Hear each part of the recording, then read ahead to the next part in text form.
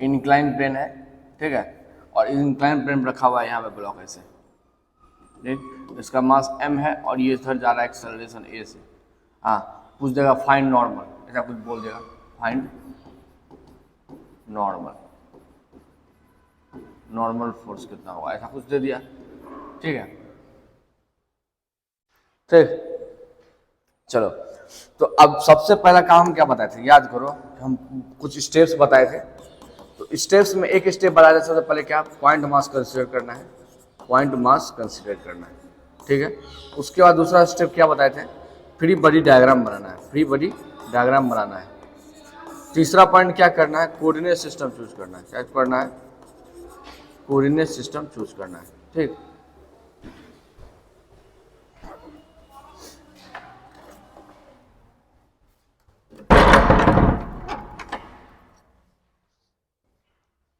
तीसरा पॉइंट करना है, कोऑर्डिनेट सिस्टम चूज करना है। चौथा पॉइंट क्या बताए थे, रिजॉल्व करना है, कोऑर्डिनेट सिस्टम चूज करने के बाद किसी फोर्स को क्या करना है, रिजॉल्व करना है। पांचवा क्या बताए थे, इक्वेशन ऑफ मोशन लिख देना, इक्वेशन ऑफ मोशन लिख देना है। ये सारा पॉइंट हम लोग स्टेप बताए थे, ये सब स्टेप। तो पहला पॉइंट मास कैसे करना है, ये तो ज़्यादा खास नहीं है, ठीक है, मान लिए, चलो। दूसरा क्या करना है, फ्री बॉडी डायग्राम बनाना है, ठीक। तो फ्री बॉडी डायग्राम बनाओ। तो फ्री बॉडी डायग्राम कहने का मतलब इसमें कितना फोर्स लग रहा है, सबसे पहले ये देखना पड़ेगा, कितना फोर्स लग रहा है, फोर्स लग रहा है, ठीक है। तो ऑब्वियसली ये क्या है, फ्रिक्शन लेस माने, क्या है, फ्रिक्शन लेस, फ्रिक्शन नहीं है सरफेस में, तो फ्रिक्शन तो नहीं लगेगा। तो एक लगेगा तुम्हारा नॉर्मल फोर्स, यहाँ लग रहा है, क्या क्या लग रहा है, नॉर्मल फोर्स लग रहा है जो सरफेस के परपेंडिकुलर है, और दूसरा लग रहा है तुम्हारा कौन सा, दूसरा लग रहा है तुम्हारा वेट लग रहा है, ठीक है। तो पहला लग रहा है सरफेस के परपेंडिकुलर, ये रहा सरफेस, इसके परपेंडिकुलर ये रहा नॉर्मल, और दूसरा लग रहा है नीचे डायरेक्शन में वेट mg, कोई दिक्कत। अब तीसरा काम क्या है, कोऑर्डिनेट चूज करना है। हम बताए थे कोऑर्डिनेट चूज करने का तरीका क्या होता है कि जिधर मोशन है उधर ही कोऑर्डिनेट चूज करो, उधर ही पॉजिटिव एक्सिस मानो, ठीक है। मोशन इस डायरेक्शन में इंक्लाइन पे है, तो इंक्लाइन पे ही कोऑर्डिनेट एक्सिस मानेंगे, इंक्लाइन पे ही कोऑर्डिनेट एक्सिस को मानेंगे। जैसे ये रहा हमारा कोऑर्डिनेट एक्सिस, ये रहा एक्स एक्सिस, और ये रहा वाई एक्सिस, समझ में आया।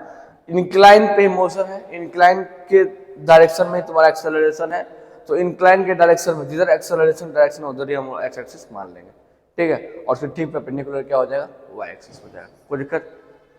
ये काम हो गया, तीसरा काम हो गया। चौथा काम क्या था, रिजॉल्व करो वेक्टर को। तो क्या वेक्टर तुम्हारा नॉर्मल जो तुम्हारा वाई एक्सिस में है, नॉर्मल को रिजॉल्व करने की जरूरत नहीं है।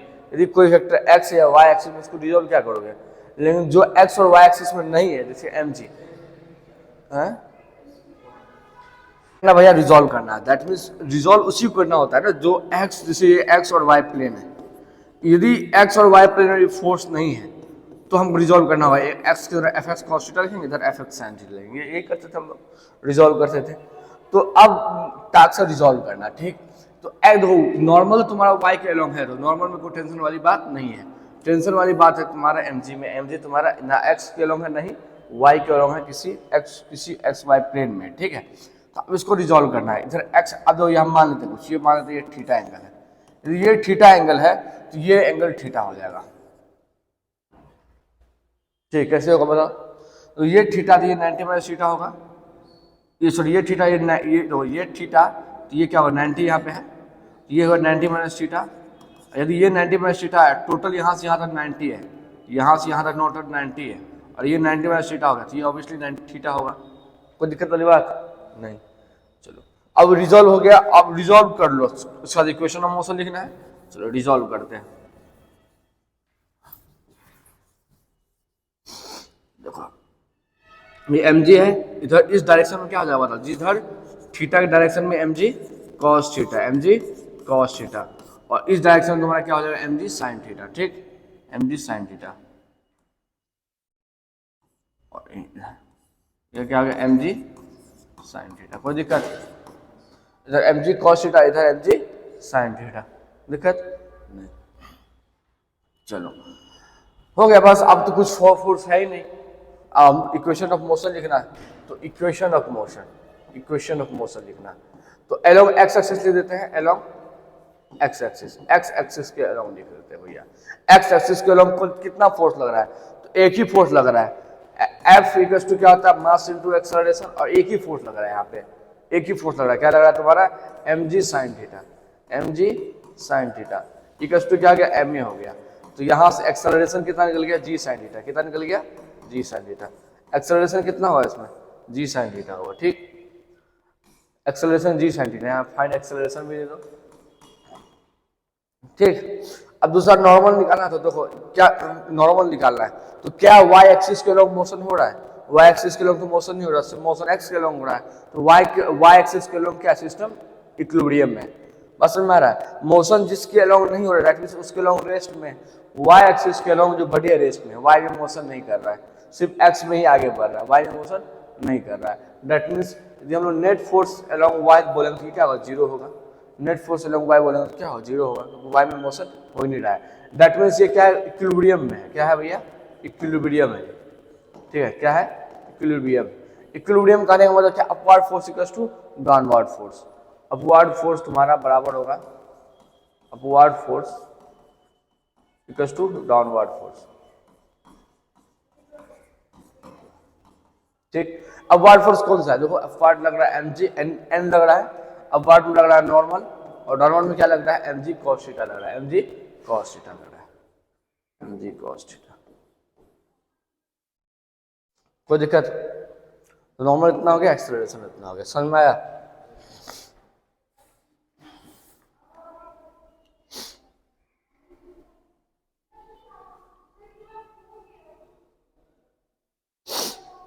ठीक है,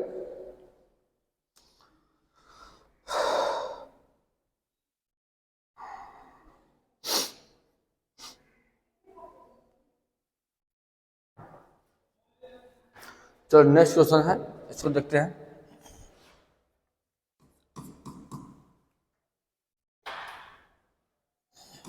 इंक्लाइन प्लेन है, ठीक है, इंक्लाइन प्लेन है। अब यहाँ पे तुम्हारा ये रहा ब्लॉक एक और दूसरा ब्लॉक ये रहा, ठीक है। चलो एक है तुम्हारा, मान लीजिए m1 है और ये तुम्हारा m2 है, ठीक, और यहाँ एंगल थीटा है, ठीक। तो m1 थीटा एंगल दिया हुआ है, यहाँ पे थीटा दिया 30 डिग्री, ठीक। m1 दे दिया है 5 kg और m2 दे दिया है तुम्हारा 3 kg।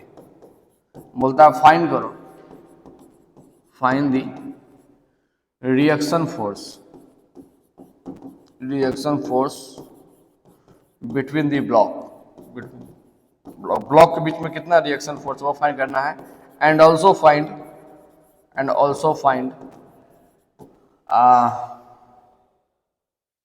एक्सेलरेशन, बॉडी ऐसे एक्सेलरेट कर रहा है, ठीक, तो एक्सेलरेशन भी फाइंड करना है। फाइंड कर लोगे, ठीक है। एक बार हम दिखा देते कैसे करते हैं, ठीक है, तुम लोग कर ले रहे अपने से, खुद से भी ट्राई करो, हम यहाँ पे कर रहे हैं। तो हमारे पास दो बॉडी है, ये हमारा सरफेस है, एक बॉडी यहाँ पे है। सब बॉडी को सबसे पहले क्या करना, पॉइंट मार्क करो, और फ्री बॉडी डायग्राम बनाने के लिए क्या करना पड़ेगा, बॉडी को आइसोलेटेड करना पड़ेगा, ठीक है, सो दैट इस पर फोर्स दिखा पाए। देखो अब ये रहा m1, ये रहा m2, तो नीचे में सबसे m2g, नीचे में सबको वेट लगेगा, वेट लगा दो m1g। नॉर्मल फोर्स डायरेक्ट इधर होगा नॉर्मल, इसको n1 बोलते हैं, इधर लगेगा नॉर्मल, n2 बोल देते हैं। अब यहाँ पे इतना तो हो गया पिछला सवाल की तरह। यहाँ पे तीसरा क्या कंडीशन आएगा, यहाँ पे कंटैक्ट ऑफ फोर्स है, कंटैक्ट है सरफेस का, तो कंटैक्ट सरफेस है तो कंटैक्ट फोर्स होगा, तो ऑब्वियसली यहाँ फ्रिक्शनलेस माने हैं हम लोग, तो अभी जितना डिस्टेंस चल रहा है सब फ्रिक्शनलेस चल रहा है, ठीक है। तो इन दोनों के बीच में होगा कंटैक्ट होगा, तो मान लेते हैं कि m3 बोल दो, या हम यहाँ r बोलते हैं, ये इस पे लगा रहा हो r3 फोर्स और ये इस पे लगा रहा हो r3 फोर्स, ये फोर्स इस पे लग रहा होगा, ये इस पे लगा रहा होगा r3 और ये भी इस पे लगा रहा होगा, तो दोनों फोर्स को इंटरचेंज कर देते हैं, ऐसे लग रहा होगा। तो ये ब्लॉक इस पे ऐसे लगा रहा होगा फोर्स इधर, तो बोल देते हैं r बोल देते हैं। ये ब्लॉक इस पे फोर्स लगा रहा होगा इस पे, ये r बोल देते हैं, ठीक। This is a free body diagram, कोई दिक्कत?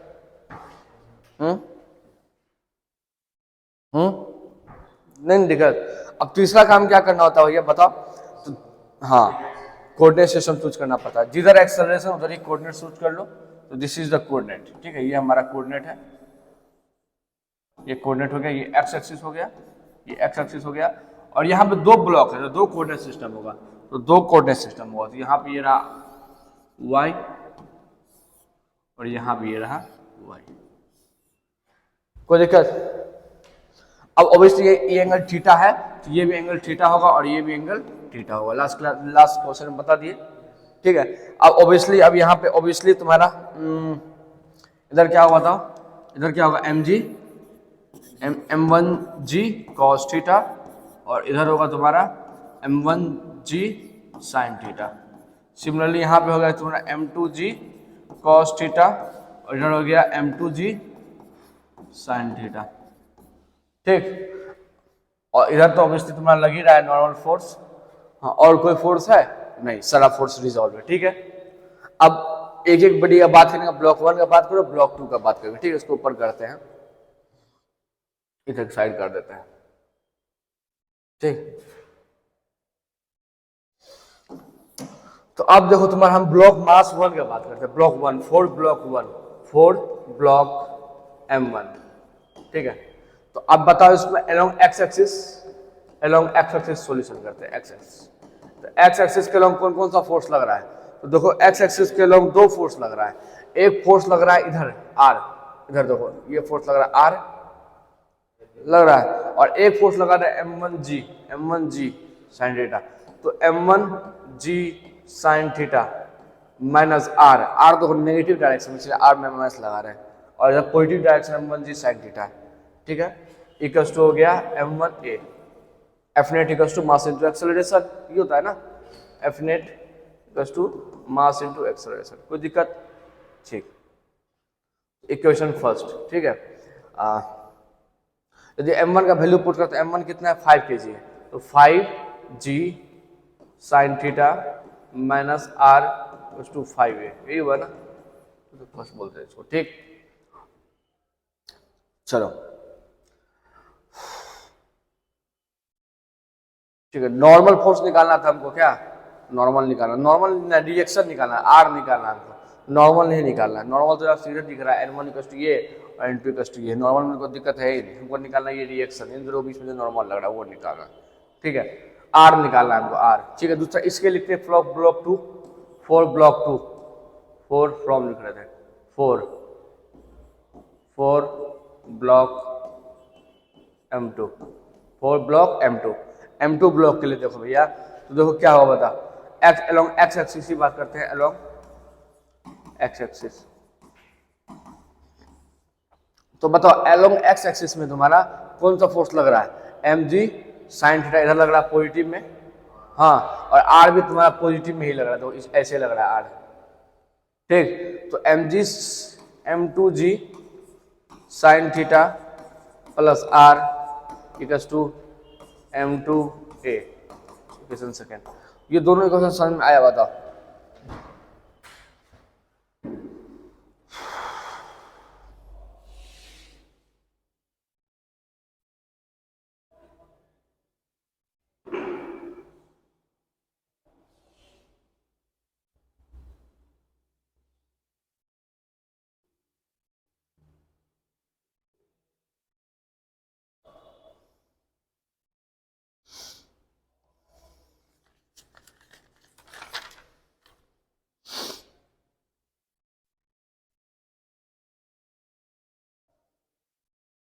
ठीक है, आज दोनों को सॉल्व करो, दोनों इक्वेशन को सॉल्व करो, तो आर का वैल्यू कितना आता है, दोनों को सॉल्व करके आर का वैल्यू निकालो, तो निकालो, फिर हम नहीं निकले तो हम ट्राई करेंगे।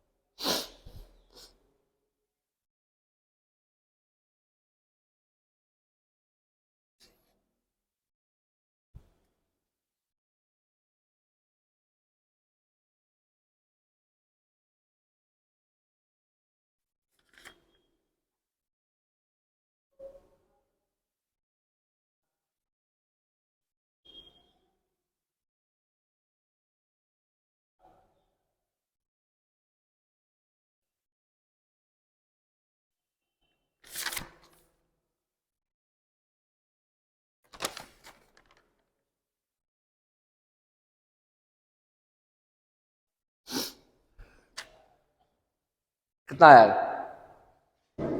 तो सॉल्व करते हैं। हाँ, तो ये m2 कितना दिया, 3 दिया हुआ है, तो 3g sign theta plus r3a, ठीक। तो अब देखो इधर इधर 3 है और इधर 5 है, तो कितना यहाँ मल्टीप्लाई करें बताओ, यहाँ मल्टीप्लाई कर देते तुम 3 से और यहाँ मल्टीप्लाई कर देते 5 से, ठीक है। तो देखो ऐसे का चल जेवड़ा में ना 330 5 या 15 जी साइन थीटा, और ये हो गया तुम्हारा -3r इक्वल टू 5 या 15 a, उधर 5 या 15 जी हो गया sign theta minus plus 5r, और ये आया 5 या 15 a। साइन चेंज कर दो, ठीक है, ये माइनस यहाँ माइनस यहाँ पे माइनस, ये कट गया ये भी कट गया, हो गया कितना -8r इक्वल टू 0। तो r क्या आ गया, 0 आ गया।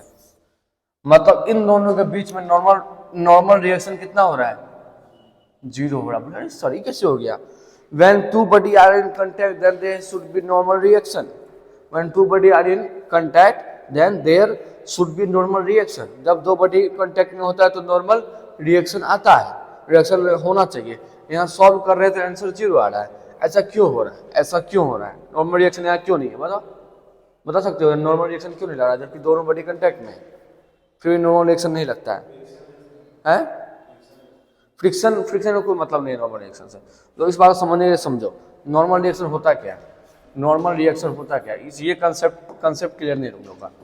नॉर्मल रिएक्शन होता क्या है, नॉर्मल रिएक्शन या नॉर्मल फोर्स, ये भैया देखो क्या है, सपोज में this is a block, this is a block, sorry this is a surface and इस सरफेस से एक है ब्लॉक, ठीक है, इस ब्लॉक का मास m है। अब ये ब्लॉक क्या होता है, एक्चुअली था नीचे आना चाह रहा था, ब्लॉक नीचे आना चाह रहा था because of gravity, because of gravity mg कारण वहां पर क्या हो रहा था, वो नीचे आना चाह रहा था, बट ये सरफेस आ गया उसको रोक के रखा। तो यहाँ पे मोशन कैसा हो गया, कंस्ट्रेंट हो गया। कैसा मोशन हो गया, कंस्ट्रेंट मोशन हो गया।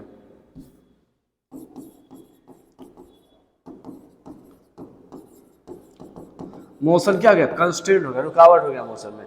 जब भी मोशन कंस्ट्रेंट होता है तब तुम देखना कि इस कंस्ट्रेंट मोशन प्रोवाइड करने के लिए रिस्पॉन्सिबल कौन है, इसको कौन है तो बढ़ने नहीं दिया, तो भैया इस सरफेस के ऊपर नॉर्मल यहाँ लगा रहा था और इसको बैलेंस कर दिया।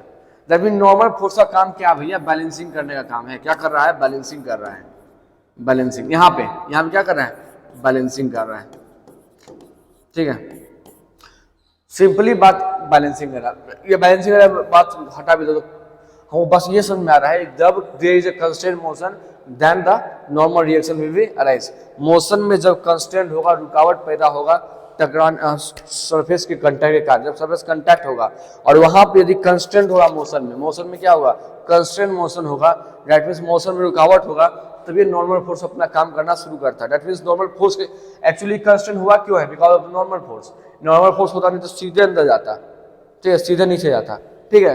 तो बिकॉज ऑफ नॉर्मल फोर्स ये यहाँ क्या हो रहा है, कंस्टेंट हो रहा है, ठीक।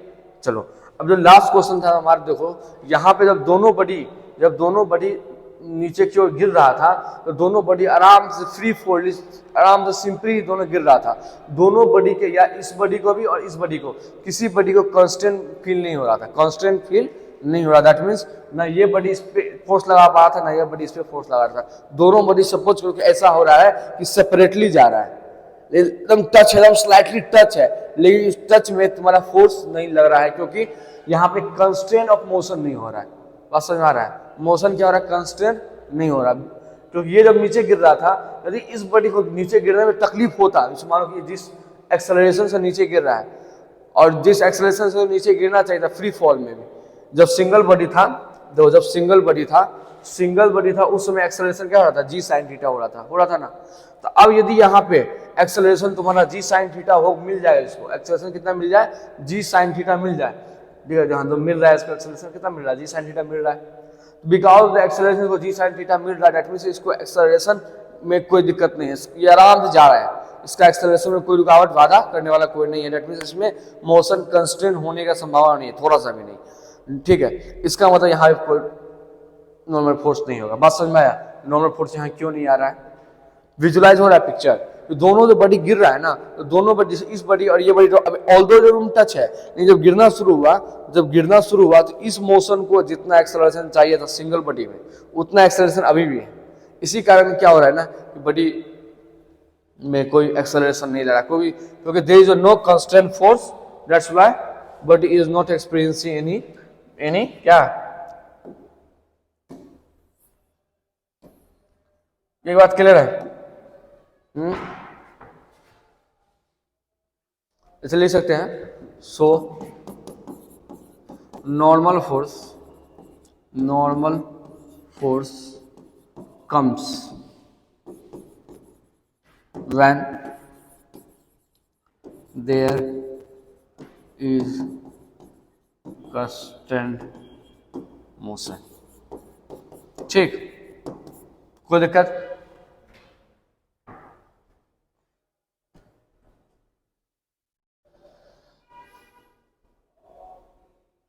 ठीक है,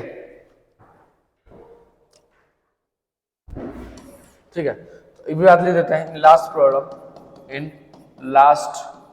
प्रॉब्लम, हाँ, body simply experience no constant motion,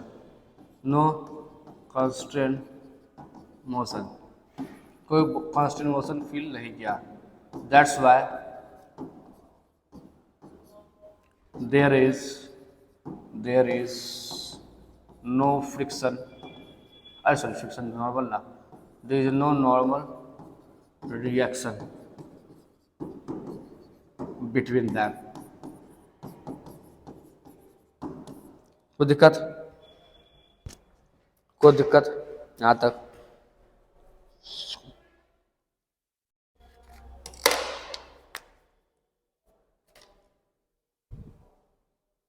कोई दिक्कत? तो नॉर्मल रिएक्शन में और भी सवाल है, जितना हम तुमको सवाल करवा दिए इसी टाइप का तुमको सवाल सब मिलेगा। ठीक है, अब नॉर्मल रिएक्शन से हम लोग थोड़ा सा आगे बढ़ते हैं, टेंशन की ओर जाते हैं। ठीक, चलो, टेंशन फोर्स। तो हम टेंशन फोर्स ऑलरेडी पढ़ा चुके हैं। ठीक, टेंशन फोर्स होता क्या है? टेंशन फोर्स वो फोर्स है जो किसी स्ट्रिंग में लगे। किस पे लगे?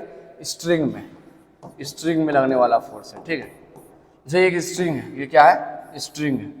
ठीक है, ये स्ट्रिंग। अब स्ट्रिंग में क्या कर रहे हैं भैया? देखो कि इस कॉर्नर को क्या कर रहे हैं? पुल कर रहे हैं, या इस कॉर्नर पे एक फोर्स लगा रहे हैं F। ठीक है, और स्ट्रिंग सपोज कर यहाँ पे ऐसे रिजिड कर देते हैं, यहाँ पे फिक्स कर देते हैं, एक एंड तुम्हारा फिक्स कर देते हैं। तो क्या स्ट्रिंग ये जो पॉइंट हम क्या लगा रहे हैं? फोर्स लगा रहे हैं। तो क्या ये पॉइंट यहां से मूव करेगा? ऑब्वियसली, तो रस्सी ऐसे खींचोगे तो खिंचाएगा, तो ये पॉइंट टूट जाएगा, अलग बात है, टूटना नहीं बोल रहे हैं यहाँ पे, टूटने से पहले कंडीशन बता रहे, इस पॉइंट तुम खींचोगे तो खिंचाएगा? नहीं खिंचाएगा। अब नहीं खिंचा रहा, दैट मीन्स ये जो पॉइंट तुम्हारा ये क्या है? रेस्ट में है, दैट मीन्स इक्विलिब्रियम में है। अब कोई पॉइंट इक्विलिब्रियम में है, दैट मीन्स उस पे एफ नेट क्या लग रहा होगा? जीरो लग रहा होगा, एफ नेट इसका जीरो होगा। That means F net zero का क्या मतलब हो गया? इक्वल एंड अपोजिट डायरेक्शन में फोर्स लग रहा होगा, इक्वल एंड अपोजिट डायरेक्शन में फोर्स लग रहा होगा, सो दैट ये फोर्स को क्या करे? कैंसिल आउट कर दे। ये फोर्स को कैंसिल आउट करना है, इसके लिए अपोजिट डायरेक्शन में इक्वल मैग्नीट्यूड का फोर्स लगना चाहिए।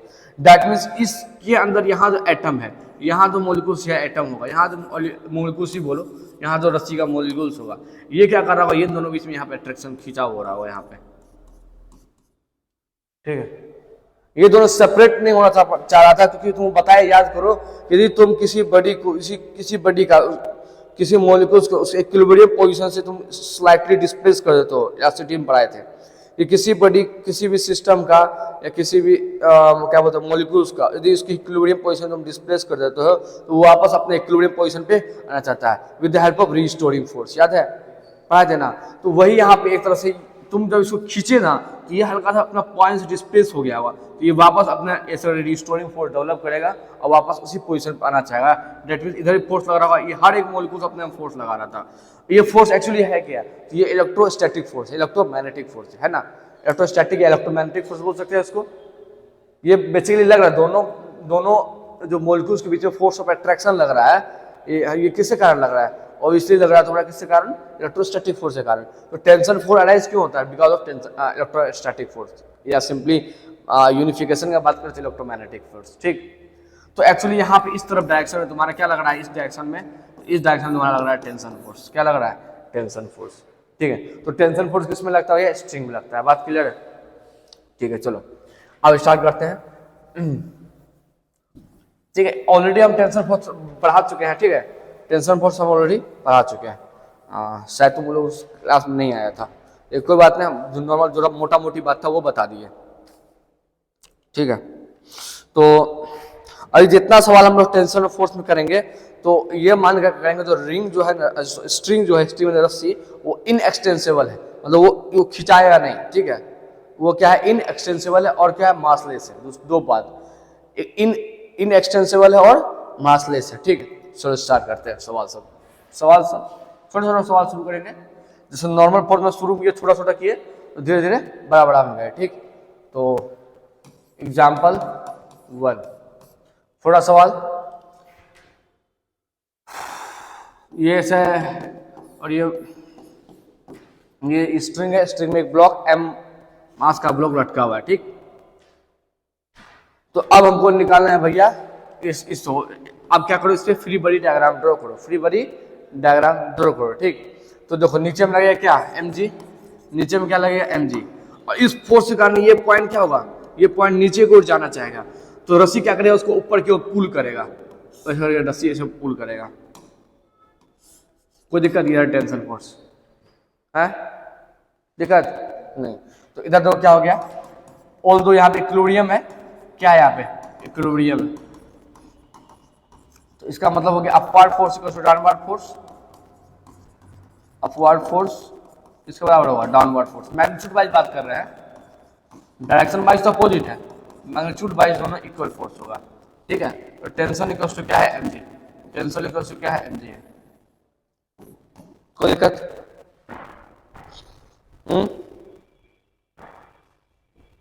चलो एग्जाम्पल 1 हो गया, एग्जाम्पल 2 देखते हैं। एक पुल्ली है, ठीक है, क्या पुल्ली है,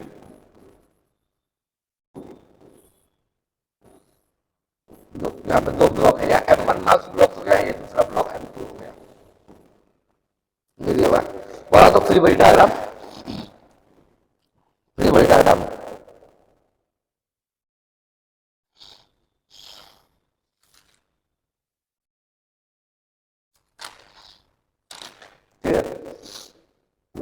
इस सवाल में तुम्हारा जो पुल्ली है ये मासलेस होगा। क्या होगा, मासलेस। तो यदि पुल्ली के पास मास हो जाएगा ना, तो इस जो पुल्ली घूमेगा, रोटेशन करेगा, उसको भी हम लोग सवाल में लेना पड़ेगा। रोटेशनल एनर्जी, रोटेशनल मोशन का भी कंसेप्ट को सवाल में लेना पड़ेगा। तो इस यहाँ भी रोटेशनल मोशन इतने भी बने हैं, तो उसको कैसे बनेंगे, इसीलिए हम लोग इस मास को मासलेस माने। ठीक, स्ट्रिंग भी मासलेस होगा मेरा, स्ट्रिंग भी मासलेस है, मतलब हल्का स्ट्रिंग है। हाँ, और स्ट्रिंग क्या है, इनएक्सटेंसिबल है, इनएक्सटेंसिबल। ठीक है, खींच नहीं सकते हैं स्ट्रिंग को, कोई दिक्कत। चलो तो अब बनाते हैं। सबसे पहले नीचे में तो mg लगेगा, m1g, और इधर भी लगेगा m2g। कोई दिक्कत, बताओ, ये नीचे जाना चाहेगा कि ये इसको ऊपर फोर्स लगाएगा, टेंशन। तो अब बताओ, ये ब्लॉक तो एक्चुअली ऊपर जाएगा, ये ब्लॉक एक्चुअली ऊपर जाएगा। यदि सपोज ये ब्लॉक नीचे जा रहा है, सपोज करो, लेट मान लेते हैं कि m1 is greater than m2, let m1 is greater than m2, तो ये नीचे जाना चाहेगा। Late m1 is greater than m2, तो ये क्या हो, नीचे जाना चाहेगा। तो ये नीचे जाना चाहेगा, तो ये क्या हो, ऊपर जाएगा। तो इसको ले जाने वाला कौन फोर्स है, इसको पुल करने वाला कौन फोर्स है, इसको पुल करने वाला टेंशन फोर्स है। कौन है, एक ही फोर्स लग रहा है, कौन है, ग्रेविटी का। तो ये नीचे जा सकता है, ऊपर थोड़ी जाने लगेगा। तो अब बच गया कौन, टेंशन फोर्स। दैट मींस ये टेंशन फोर्स क्या लग रहा है, ऊपर लग रहा होगा। अब यहाँ का जो टेंशन टी लिखे हैं, सिमिलरली यहाँ का टी लिखे हैं। क्यों लिखे हैं? क्योंकि ये मासलेस है। मासलेस होने पे जो पूरा रस्सी का टेंशन है, एक पूरे रस्सी का टेंशन सेम रहेगा, एक पूरे रस्सी का टेंशन सेम रहेगा। इसको प्रूफ भी कर देंगे नहीं किसी दूसरे क्लास में, ठीक है। इसको प्रूफ भी कर देंगे कि एक रस्सी है मासलेस है तो सारा जगह टेंशन क्या होगा, सेम ही लग रहेगा, ठीक है। इस रस्सी का मास हो जाता तो टेंशन फिर चेंज करता विद एक्स। तुम जितना एक्स चलोगे यहाँ पे रस्सी में उतना टेंशन चेंज करेगा, ठीक है। एनीवेज यहाँ तक क्लियर है, ठीक है। तो सपोज मान लेते हैं ये नीचे गिर रहा है, that means acceleration is this direction. Acceleration क्या है? ऐसे है। तो ये नीचे एक्सेलरेशन इधर है, इधर एक्सेलरेशन ए ऊपर से जाएगा। जिस एक्सेलरेशन ये नीचे गिरेगा उसी एक्सेलरेशन से ये ऊपर जाएगा ना, कोई दिक्कत यहाँ तक? अब चलो 4 मास m1 लिखते हैं हम लोग। यहाँ पे माने 4 मास m1, ठीक है। चलो तो लिखो इक्वेशन ऑफ मोशन। तो हमेशा हम क्या बोलते हैं, कोऑर्डिनेट चूज करो जिधर एक्सेलरेशन का पॉजिटिव मानो उसको पॉजिटिव, नेगेटिव मानो। दैट मींस ये इधर पॉजिटिव हो गया इस ब्लॉक के लिए, इस ब्लॉक के लिए पॉजिटिव इधर मान लेंगे, दोनों के लिए अलग अलग माने, ठीक। इधर पॉजिटिव मतलब m1g, ऐसा क्या हुआ, m1g minus T equals to m1a, net force equals to mass into acceleration, ठीक। Equation first. चलो 4 मास m2, 4 मास m2। तो m2 मास देखो ऊपर एक्सेलरेशन m2a, सॉरी टेंशन है ना, टेंशन है, t minus m2g equals to m2a। कोई दिक्कत? चलो अब सॉल्व करते हैं। पहले एक्सेलरेशन निकालते हैं फिर टेंशन निकालेंगे। तो एक्सेलरेशन निकालना क्या होगा बताओ, m1g minus T equals to m1a, और यहाँ पे है t माइनस m2g, यहाँ हो गया m2a, प्लस कर देते हैं तो ये कट जाएगा ऐसे, यहाँ तो क्या हो जाएगा m1g माइनस m2g, यहाँ हो गया m1 प्लस m2 और a। तो एक्सेलरेशन क्या हो जाएगा बताओ, यहाँ पे m1 माइनस m2g डिवाइड बटा m1 plus m2। Important result है, याद रखना चाहिए, रिजल्ट को याद रखो, ठीक है। तो एक्सेलरेशन बेसिकली है क्या, डिफरेंस ऑफ मास, क्या है, डिफरेंस ऑफ मासेस डिवाइड बटा sum of mass, sum of masses, sum of masses into g. ये फॉर्मूला एक्सेलरेशन का, ठीक है, याद रखना ये।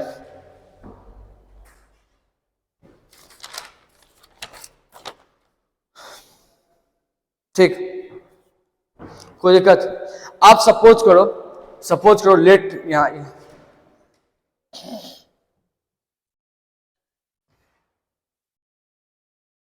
सपोज करो, क्या सपोज करें भैया, कुछ भी कर लो।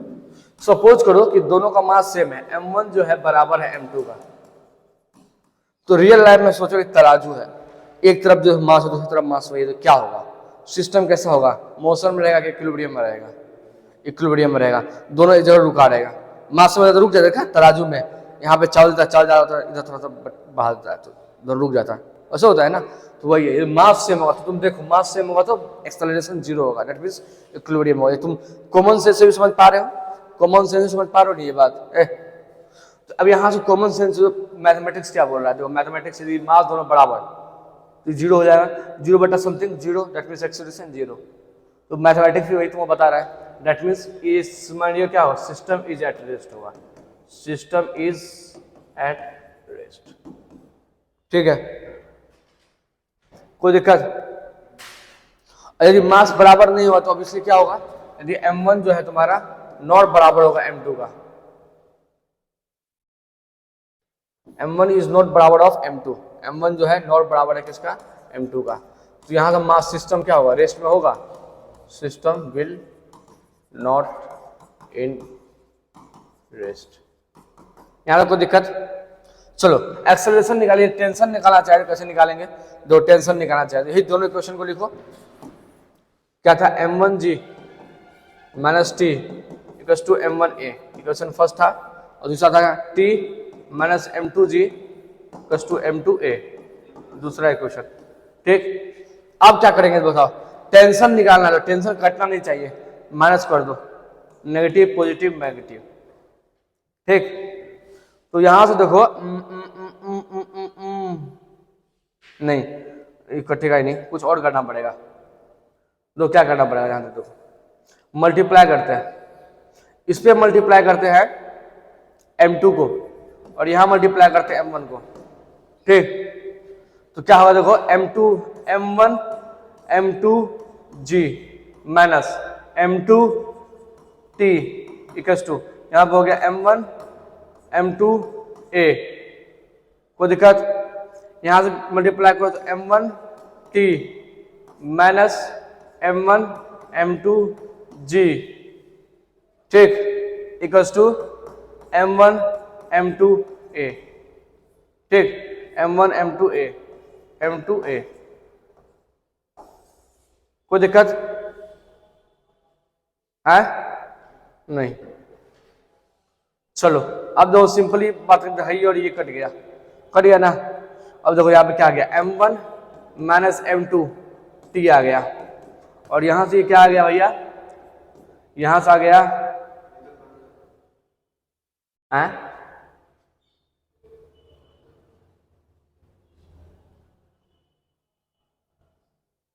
यहां से आ गया 2m1 m2 a आ गया।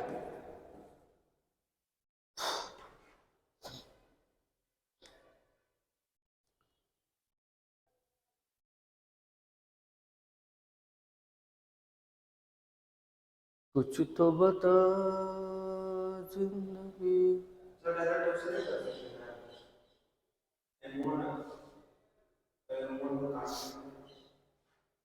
देखो आंसर में जो मेरा आंसर जो है ना थोड़ा सा अच्छा नहीं आया है, क्योंकि यहाँ भी तो ए आ गया ना, ए तो वेरिएबल है, ए हम जान नहीं रहे हैं, ए क्या है वेरिएबल है, तो वेरिएबल के टर्म में थोड़ी आंसर ला देंगे।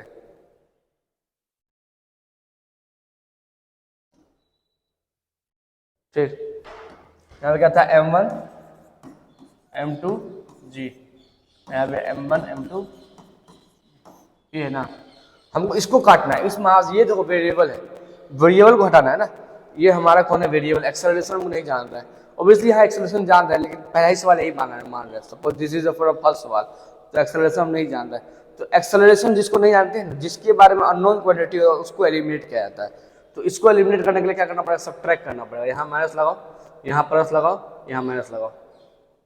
ठीक, कोई दिक्कत, ये कट गया। ठीक, अब यहाँ तो क्या होगा, ये दोनों जुड़ जाएगा m1 m2 g अब प्लस m1 m2 g, और देखो ये क्या है यहाँ पे m1, यहाँ देखो यहाँ क्या आ रहा है, यहाँ पे माइनस, ये रहा माइनस m2 t, और यहाँ रहा minus m1 t equal to 0। इस दोनों को उधर ले जाओ तो यहाँ हो गया देखो 2m1, इधर हो गया 2m1 m2 g, और ये इधर चल जाएगा, क्या होगा बताओ m1 प्लस m2 t, यहाँ तो बताओ t क्या हो जाएगा, t को हो जाएगा 2m1 m2 g bye m1 plus m2। ठीक है, तो ये तुम्हारा इंपॉर्टेंट रिजल्ट है, ये दोनों रिजल्ट याद रहना चाहिए, दोनों रिजल्ट याद रहना चाहिए। ठीक, क्या रिजल्ट है हमारा, एक्सेलरेशन का रिजल्ट, एक्सेलरेशन आया है तुम्हारा सम, पहले डिफरेंस आया है ना ऊपर,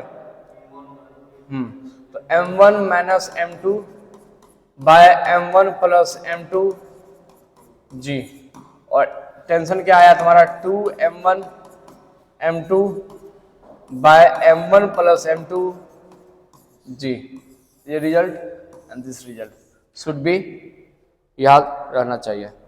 ठीक,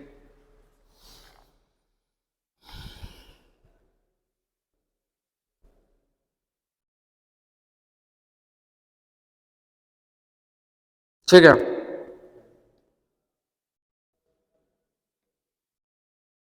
चलो आगे देखते हैं।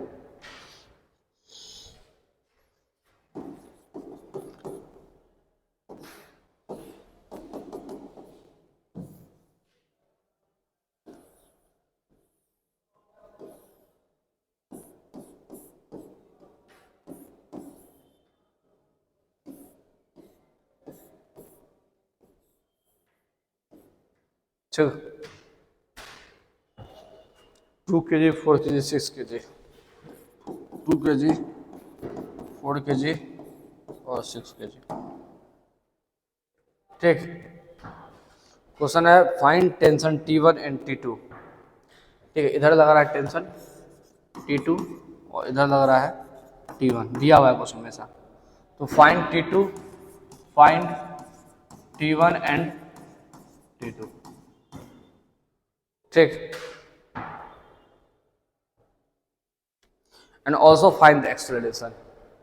पहला सवाल ये हो गया, दूसरा सवाल एक्सेलरेशन फाइंड करना है। ठीक है, एक्सेलरेशन ऑब्वियसली इधर होगा 1। ठीक, बन जाएगा। चलो, इधर T1 लग रहा है, इधर भी लगेगा T1। ठीक है, T1 लगेगा इक्वल एंड अपोजिट। ठीक, ये पॉइंट दो, ये पॉइंट क्या हो रहा है, ये दो नीचे जा रहा है, ये पॉइंट ऊपर कर रहा है, तो ये पॉइंट क्या करेगा, इसको नीचे की ओर पुल करेगा। ठीक है, टेंशन हमेशा पुलिंग कर रहा है, टेंशन हमेशा पुल का काम करता है। तो ये इधर पुल करेगा तो ये इसको पॉइंट इधर पुल किया जाएगा, ये पॉइंट को ऊपर पुल किया जाएगा। कितना हुआ T2, क्योंकि same tension, same tension, same. ठीक है, चलो ऑब्वियसली यदि हम इसका बात करें तो ये भी T2 हो जाएगा, इसको इधर पुल करेगा और इस पॉइंट को इधर पुल करेगा T2।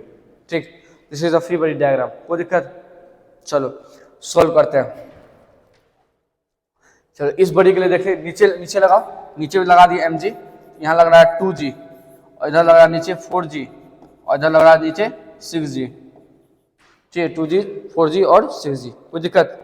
चलो इस ब्लॉक के लिए बात, एक्सेलरेशन सबका कहते हैं नीचे, इसका एक्सेलरेशन नीचे, इसका एक्सेलरेशन ऊपर। चलो इस ब्लॉक का इक्वेशन ऑफ मोशन लिखेंगे तो क्या होगा बताओ, 6g minus T1, 6g minus T1 equal to क्या होगा, 6a होगा। 6g minus T1 equal to 6a। Net force equal to mass into acceleration. ठीक, मार्क 6 दिया हुआ है। ठीक, अब इस ब्लॉक के लिए बात करें, इसके लिए बात करें, देखो तो नीचे में लग रहा है T1 और 4g, तो T1 plus 4g, T1 plus 4g, T1 plus 4g minus T2, minus T2, minus T2 equal to mass into acceleration 4a। ठीक, 4a। चलो अब इसके लिए बात करते हैं, इसके लिए बात करते हैं, तो ऊपर लग रहा है T2, तो T2 हो गया T2 minus 2g equal to 2a। ये तीनों इक्वेशन समझ में आया, ये तीनों इक्वेशन समझ में आया है, कोई दिक्कत। अब we have 3 equations and we have 3 unknown quantity, we have 3 equation and 3 unknown quantity, we can find it. हम लोग फाइंड कर सकते हैं। मैथमेटिक्स क्या बोलता है, ये सॉल्व हो जाएगा। यदि 3 अननोन है और 3 इक्वेशन है उसके लिए, तो सॉल्व मैथमेटिक्स बोलता है हो जाएगा। ठीक, चलो कैसे सॉल्व करेंगे बताओ। तो T2 जो है यहाँ T2, इसको यहाँ पुट कर सकते हैं। ये पुट करेंगे तो क्या होगा, यहाँ सॉल्व करते हैं T1 प्लस 4g और T2 जगह T2 इक्वल टू है क्या, T2 यहाँ क्या है, तो T2 लिखना चाहेंगे तो क्या होगा 2a plus 2g, 2a plus 2g, तो यहाँ हो गया minus 2a plus 2g equal to 4a। ठीक है, सॉल्व करेंगे T1 इक्वल टू क्या आ जाएगा 4g और यहाँ हो गया minus 2a minus 2g 4a, तो T1 इक्वल टू हो गया यहाँ पे 2g और इधर हो गया 4a है ना, इधर चल जाएगा 6a, कोई दिक्कत। तो T1 इक्वल टू क्या हो गया भैया 2g minus 6a, sorry 6a minus 2g, 6a minus 2g, T1 हो गया। अब ये T1 यहां पुट करो। ठीक, तो 6g और T1 कितना है 6a minus 2g equal to 6a। ठीक, तो यहाँ से 6g और यहाँ से हो गया माइनस 6a और यहाँ हो गया प्लस 2g 6a, तो ये 8g उधर चल जाएगा, 6a है ना, हाँ ठीक, ये 6a को उधर भेज दो, 6a को उधर भेज दो, कटेगा नहीं, उधर भेजेंगे ना, नहीं कैसे होगा, इधर 12 हो जाएगा ना, ये 8g हो गया और इधर कितना हो गया 12a हो गया, तो a का स्टू क्या हो गया 8g बटा 12, एक्सेलरेशन मिल गया है, एक्सेलरेशन मिल गया 8g बटा 12। अब इसका T1 फाइंड करो तो T1 कितना हो जाएगा बताओ, T1 यहाँ से हो जाएगा 6 इंटू 8g बटा 12 माइनस 2g। ठीक है, ये कट गया यहाँ से 2 और ये यहाँ से कट गया 4, 4g माइनस 2g, T1 कितना आ जाएगा 2g आ गया। T1 कितना आ गया 2g, 2g मतलब 2 इंटू 10 20 हो गया। T1 निकल गया। अब T2 वहां से कहाँ है T2 T2 इक्वल टू क्या जाए बताओ 2 इंटू एक्सेलरेशन का 8g बटा 12 ये है ना प्लस 2g, ये यहाँ से कट गया 6 ठीक, और यहाँ से 3 बार में यहाँ से 4g और नहीं कटेगा तो कितना हो गया इधर हो गया 4g bye 3 plus 2g, solve कर दो तो कितना हो जाएगा 6 प्लस 4 10g बाय 3 आ जाएगा कुछ ठीक। तो यहाँ T2 भी निकल गया और T1 भी निकल गया और एक्सेलरेशन भी निकल गया। तो इस प्रकार सॉल्व करना है ठीक। तुम इसको सीक्वेंस में लिखना चाहो तो ऐसे लिख सकते हो for block mass m this ये, या तुम ऐसे रफ बना करके सॉल्व कर सकते हो ठीक। क्योंकि हमको कंपटीशन पॉइंट ऑफ व्यू से देखना है तो इतना क्या लिखेंगे block A block 2 this equation is block ए, समझ में आ रहा है जैसे पहले करते थे वैसा नहीं करना है, तो वैसे फटाफट खींच खींच के बना देना है ठीक, कोई दिक्कत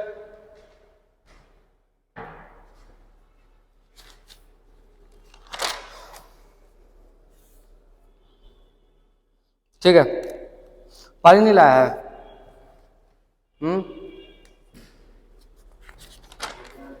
ले थोड़ा प्यास लगा हुआ है।